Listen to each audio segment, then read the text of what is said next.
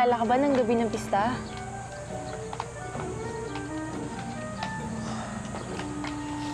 Wala talaga eh.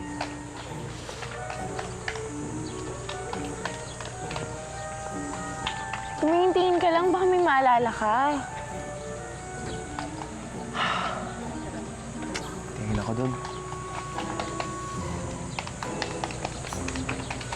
Ewan ko lang ha, pero parang mas cute si Richard ngayon.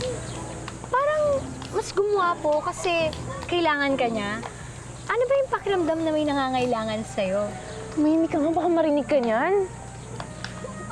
Ang sinasabi ko lang naman, mas gumwapo siya ngayon kasi parang mas gumaan yung disposisyon niya. Parang mas mabait siya ngayon. Eh ano ngayon, si Daniel mabait din naman ah. Eh bakit di mo ako tinutokso sa kanya? Mabait ba yung tinatakpan yung mata mo habang naglalakad ka? Kasi nga may surprise siya sa akin, kaso lang dumating si Richard. Ako nga tapatin mo, best friend. Pinagsasabay mo ba sina Richard at Daniel? Tumahimik ka nga, baka marinig ka. Eh paano kung manligaw sa'yo? Sino ang ideal man mo? Walang ideal man, pero signs ng one and only mo, meron.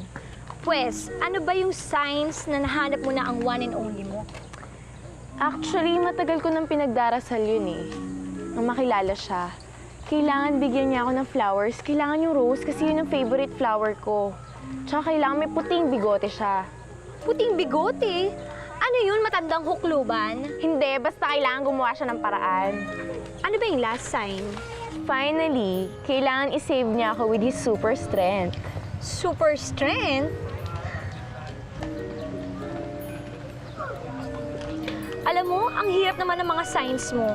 Ultimo si Superman, papal niya dyan sa mga requirements mo. Tatanda kang dalaga niya.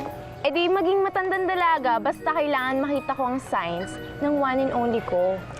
O sige na, wala na nga akong sinabi. Okay. Pero alam mo, makikilala mo rin yun. Nandiyan lang yan sa tabi-tabi.